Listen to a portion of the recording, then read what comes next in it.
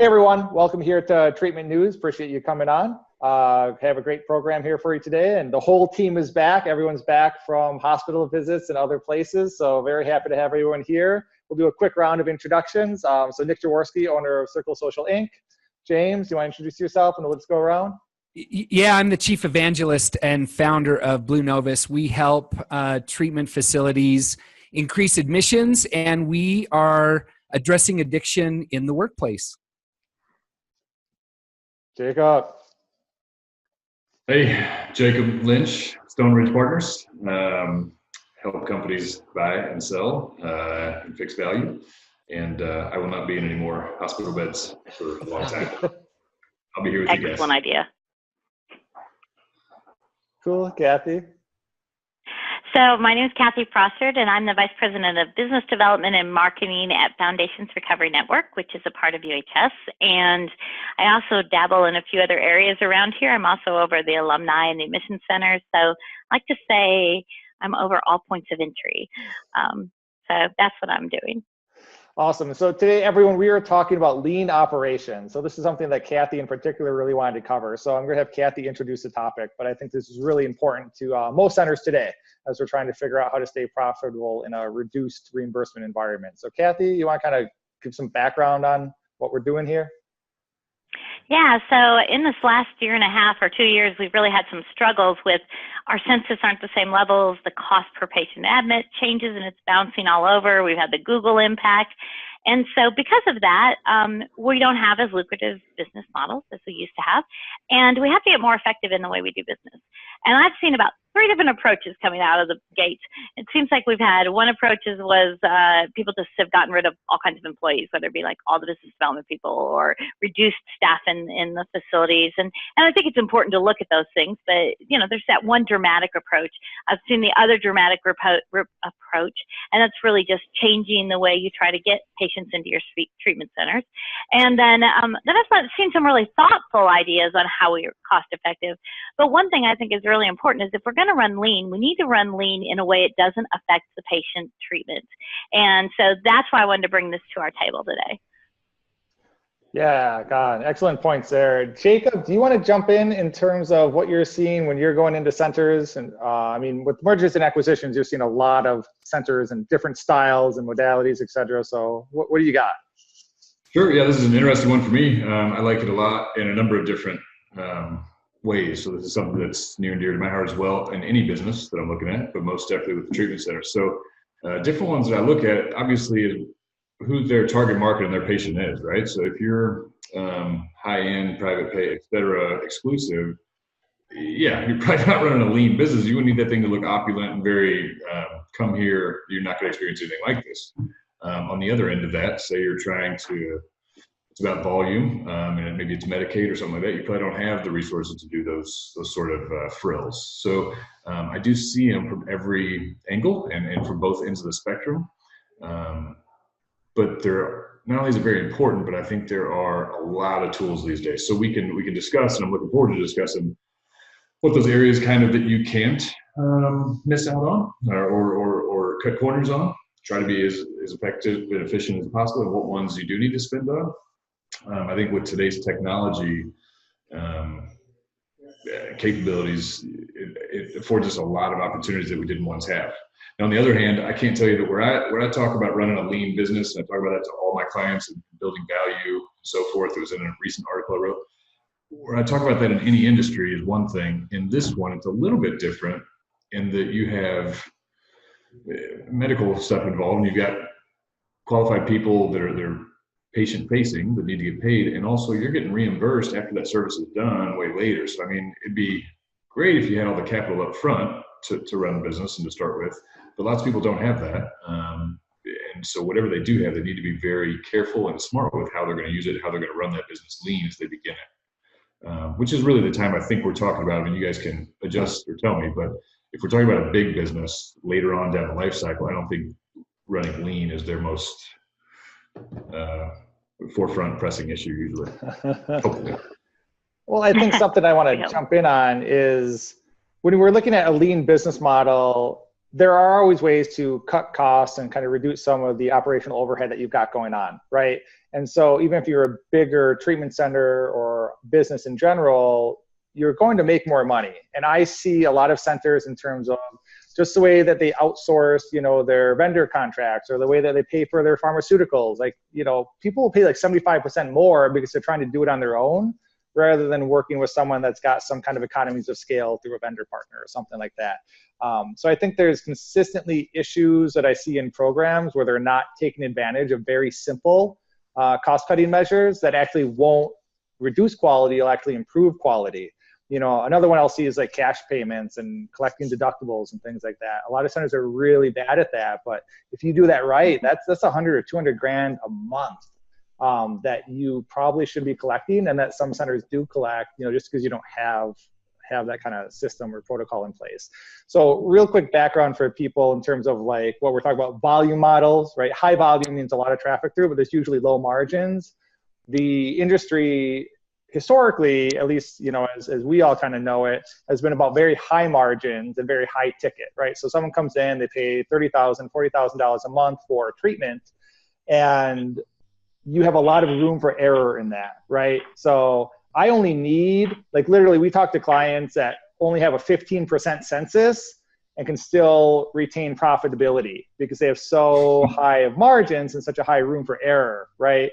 Whereas if you're running a Medicaid model, if you're not at an 88% run rate, if you're not at 88% capacity at all times, you're losing money, right? So it's a very, very different kind of way of operating the business. But if I have high margins, I can spend a whole lot on marketing for acquisition costs. I can go nationwide rather than focus locally.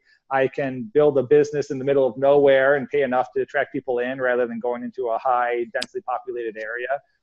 So I think a lot of what we're talking about is the shift that's going to be needed to be made from a lot of business standpoints, from everywhere from location to the staff that you're running, based on the margins that you're getting in and what's profitable. So James, you're in a lot too, and I know you're working a lot with corporate partners, so you definitely have insights on this. What do you think? Yeah, so I think we've got a lot we can cover here. One of the things that really occurs to me is how do we better leverage available technologies? I live here in the state of Utah, and they've got an area here called Silicon Slopes because there's so many SaaS-based companies. And I don't know if you know what that is, but it's that subscription model where you pay a little bit every single month for this service. And I just think all too often we've fallen into kind of that old school way of just, from paperwork to, even the process of how we do a lot of that stuff, which I think can easily be replaced and be improved by leveraging technology. And there's so many different ones out there that we could talk about, but just in general, I don't think we're utilizing technology in a way that could make it more efficient and a better experience for everybody. So I think I want to get into some of these quick wins, right? Where are some places that people are spending too much money and what are some quick wins for reducing costs? So James, on that level, are there particular technologies that you've seen centers using that you'd recommend that are real easy and quick to bring some of those overhead expenses down? Well, I think when, from my perspective, from an admissions and marketing, I immediately go to CRMs. I immediately go to even leveraging some text messaging technologies that are very similar to what you see with an email manager client. These are simple tools. But imagine, so let's take, Kathy, you talked a little bit about alumni and overseeing that. Imagine instead of trying to call every single person and trying to send out a text message to every single person individually in rounding up and herding the cats, if you will, and being able to do that with just one click of a button and being able to leverage that. And I think people get scared a little bit. I think there's just a misunderstanding on how some of these things really work and maybe just a lack of knowledge or just a little bit of fear to step into that unknown. But to me, one person could literally do that in minutes versus months of just using a text message technology. And the reason that comes to mind is a couple of weeks ago, I was doing a Facebook Live with one of those technologies that's fascinating to me on how to build those relationships with people and continually keep those relationships. I think all too often we tend to just rehash the same cycle, and it's this long cycle of acquisition, taking care of, maintaining. And if we would do a better job of deepening those relationships with people, more referrals come from that. We're able to take care of people better. And so I think we're just too much in a rush sometimes. And maybe having a little bit more strategy in leveraging those technologies would save us oodles of time and make us more effective. Well, we've got some data on that. You're particularly talking about SMS technology. And when we first started running campaigns that were lead generation based from like web forms or even Facebook lead forms and things like that, we had a very low connection rate. So a lead would come in, inquiry would come in, people would follow up on it from the admissions team, but less than 10% of people would actually connect with it. Then when we added the SMS texting, so the second the lead came in, we had the automated integration set up. So a text message goes out, says, hey, thanks for coming in, whatever, we're gonna have someone reach out shortly. The connection percentage went up to 50%. So we had a 40% gain in terms of amount of people connected, which means that we had that many more people an opportunity to bring into the center, right? So it really lowered the CPAs overall. So you're exactly right? I mean, 40% is a huge gain, right? Going from 10% to 40% of the amount of people you're talking to, it's really big. So cool, good one there. All right, Kathy, Jacob, what are you guys thinking in terms of quick wins? Yeah, so I've got a few. I think that recently we've been rolling some things out because, I come from a little bit of a technology and then a little bit of a healthcare background, or a lot of both ends. Anyway, and so some of the things that have been so simple that have been effective, one is an alumni app. It's that reconnecting. People are much more likely to text with you than they are to call. But other simple things like having all your admission center people be able to run a credit card in order to collect out of pocket.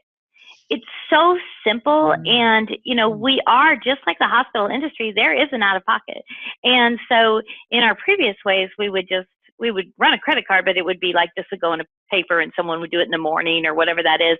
But being able to have that ability to help with someone simple finance stuff like that, super effective, super inexpensive, and super valuable. And in the same breath with that, adding in the people component that helps people with that financial discussion and being honest about the financial discussion. I think we all talked about that on LinkedIn pretty recently, is like, let's be open and honest about it, and let's make this process easy and not feel daunting and remove that obstacle right away.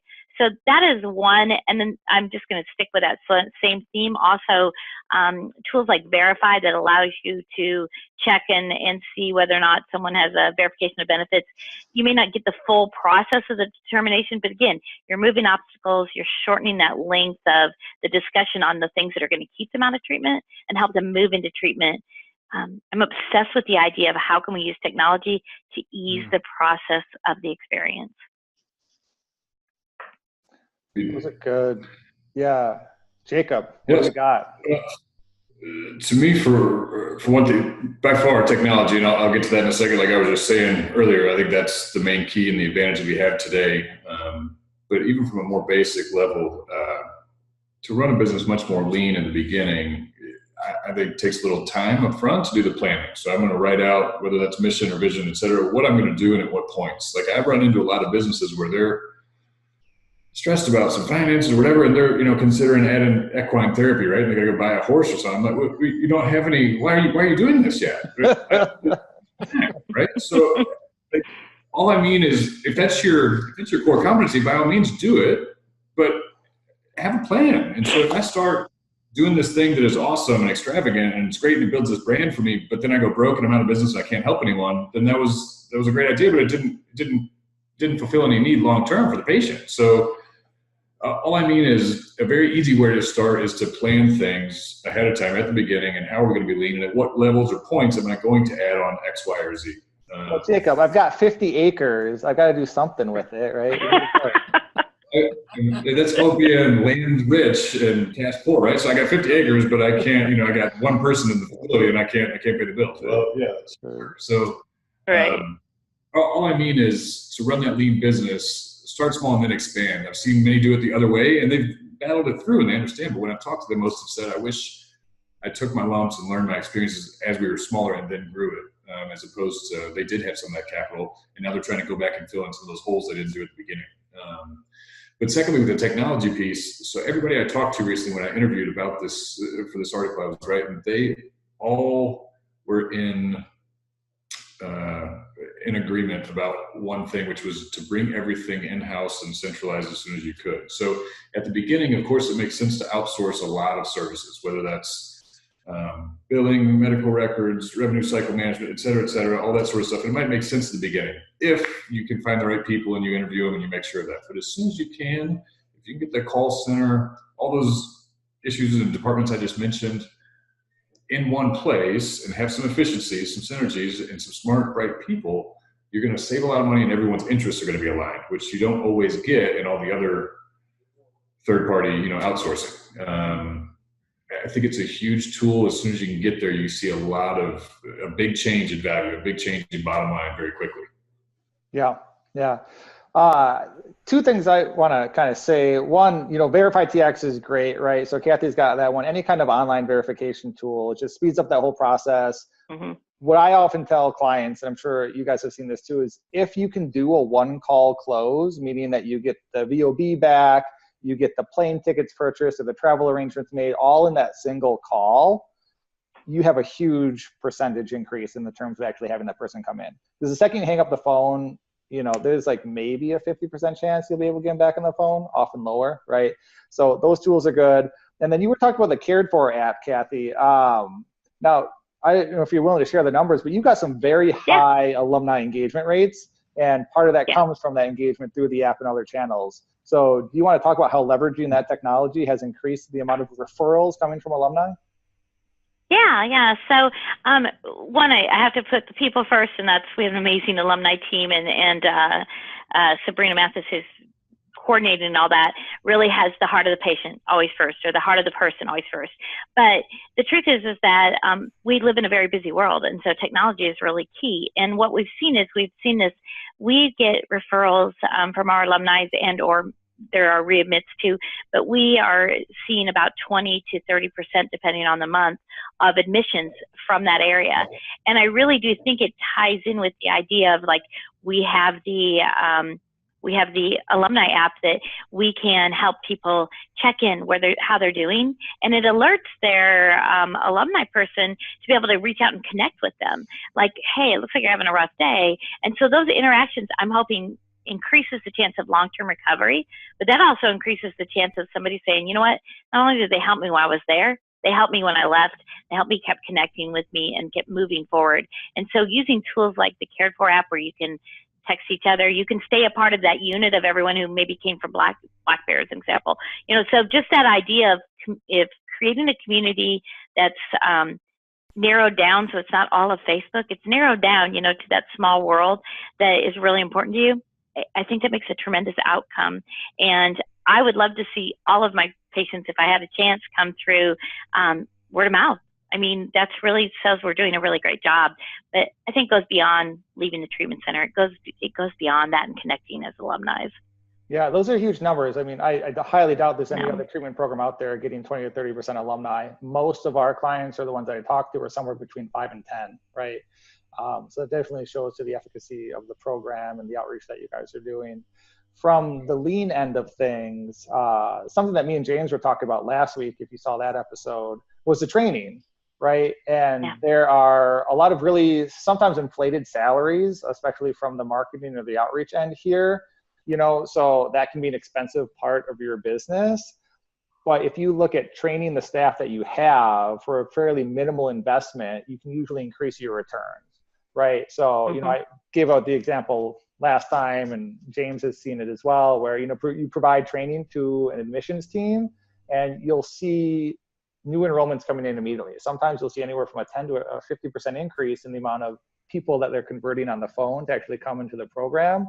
So same cost to you, right? You're not paying more for their salaries. Right. You've invested a little bit upfront in the training, but that'll continue on and you get a big return on it. So just increasing the overall efficiencies of your team, skill sets of your team, the qualitative output that they're putting there will affect your quantitative through very minimal cost. And I know, James, you've got some insights there. Yeah. In fact, one of the things, Kathy, that you said really stood out to me is we want to leverage technology, but it always starts with the people. It always starts with the people. And yet what we have seen and what tends to be the model when it comes to marketing and outreach and admissions is this churn and burn, hire and fire model. You know, if they don't produce in 4 months, we kind of set them out there. We hope they have a book of business. And then if they don't produce, we haven't given them the support. So we go through this process again and again and again. And all too often, I mean, the SHRM organization, it states that it is costing us in that hire and fire model 150 to 300% of that person's salary to find someone else, and then get them up and running, and then we repeat that again and again and again. And so taking a step back and really investing in your people is one of the best ways you create stability, you create a brand that is stronger. And so, not to rehash everything that we talked about last week, but I can't emphasize enough how much more sustainable it is when you invest in your people, because you're paying for that training once versus rehiring or pushing more into marketing dollars. You can actually do more with less when you do that. So it goes right back to that operational side. And again, the data is staggering, and I scratch my head sometimes why people aren't doing more of that. I really do. For sure. Something else that we were looking at, Jacob, you might be able to kind of add input on this, but, I was speaking to John Wolf, last week or 2 weeks ago on the podcast, and he said that he started with a single center and one staff member besides himself, right? So if you want to talk about starting small, starting lean, that's how to do it.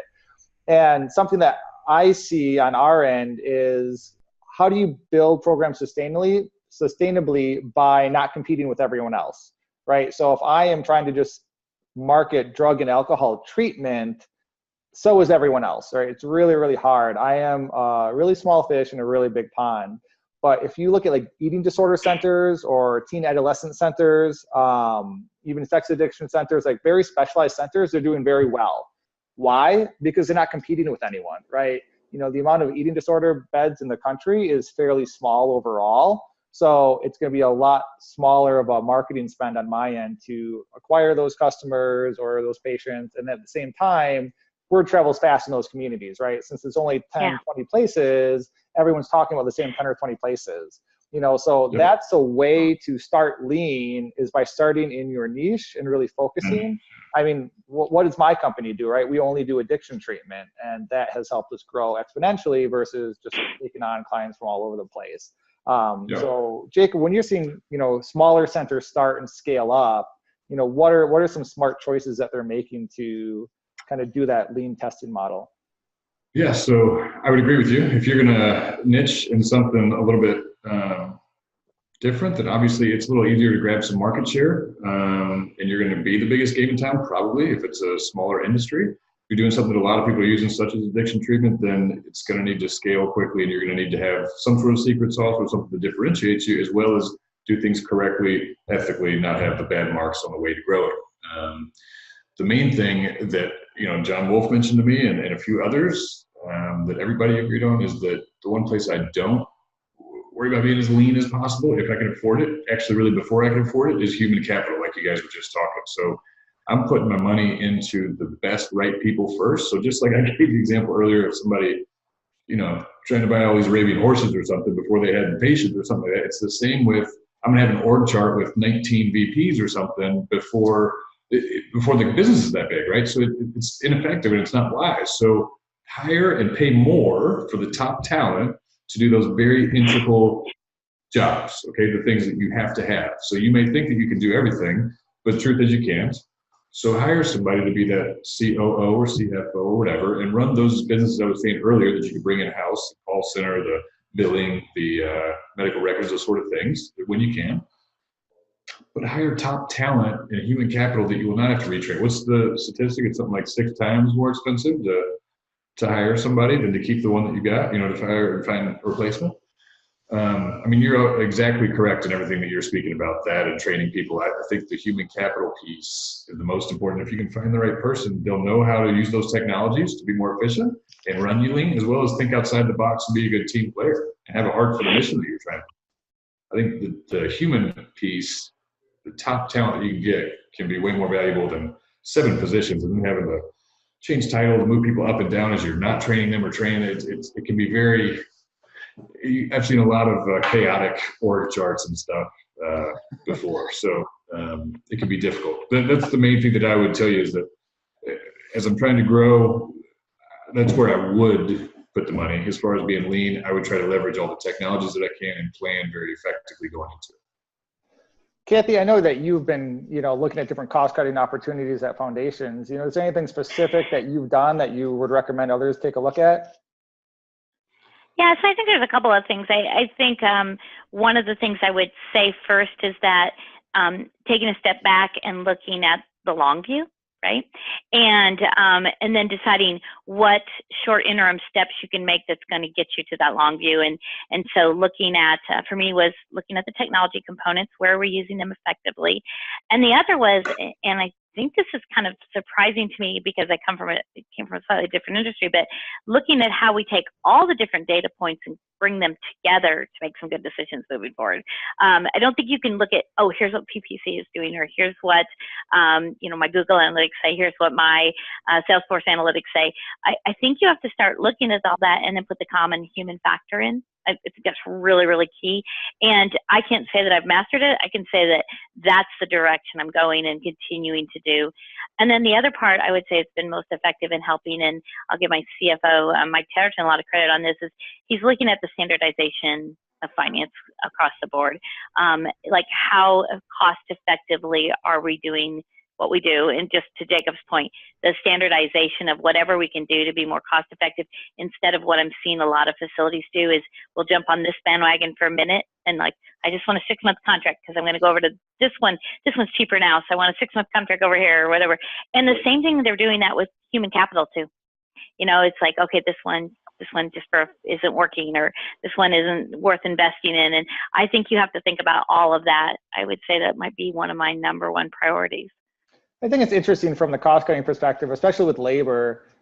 I'll talk to vendors where they'll, a treatment center will come to them and say, hey, we need a 20% reduction in your cost, for the next couple months, which ends up being like a couple $100 bucks.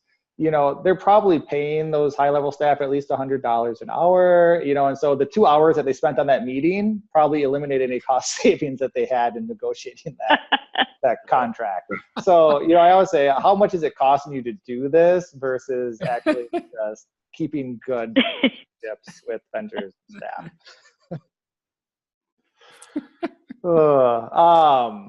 Okay, so last question here for everybody before we wrap up. So, I'm sure a lot of people. Real quick, Nick, I'm sorry. Go ahead. I'm sorry. So to Kathy's point right there, though, when you're asking whether you're doing some of these niche businesses or a broader industry, to what she's saying right there with standardization is exactly what is going to differentiate the two, right? Like she's talking about, that's building a brand, right? So if everything is standard here, somebody comes in, they know what they get, they know how we're going to do things as lean or as correctly as we can, and the processes is much different from something that is new and it's all over the place. And like she says, they jump from, we're going to do this week, and we're going to do things this way the next week, and now this is cool. And building that brand is the best way to run that thing leanly in the beginning and build your business on something. She's spot on. Yeah, you got it. I think it's about testing what's working and seeing within your cash flow capabilities, right? I mean, that's what's super important.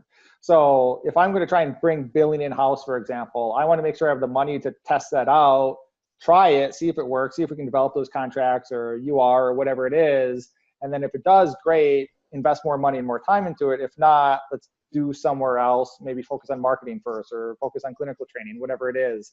But that whole model of like test, look at the data, go back, make a strategic decision, test again, look at the data, make a strategic decision. So anyone that has comments around that whole process. We all say yes. Yeah, That's exactly what you should do. The answer is yes. You should test, try, reevaluate, and then tweak and change as you grow, but not go crazy and make dramatic changes. Again, it's about the long view. It's not about how we can make a dramatic change in the middle. Yeah, there's all this investment end of it that I think people forget. They're looking at it too black and white, right? Where it is either a success or a failure, and that's never the case. If you're building up data and seeing what works and what doesn't work, that's super valuable to your business. You know, on the marketing, I always say our marketing campaigns always work, right? I mean, they don't maybe always deliver at the CPA that we want, but we've learned something, and we've learned that that channel is really effective, or that channel is not effective, or this content's effective, or that content's not effective, right? But each step you're building into your system and your platform in the business that will make you more successful later on. So if you look at those investments and say, what can we understand from this? What can we tweak from it to become better? Then it's not a failure. Whereas if you just threw the money out there, said it's a failure, then walk away, well, yeah, then you lost a whole lot of money. Yeah. All right, well, I really appreciate everyone for joining us as always. For all our watchers out there, please subscribe. Just click the little red button. We appreciate it. We will be here every 2 weeks with a different topic to help you grow your center, run lean operations, or do anything else you need to do to stay and survive in these troubling times. All right, everyone. We'll talk to you later. Bye-bye. Thanks, guys. Bye. Thank you. Bye-bye.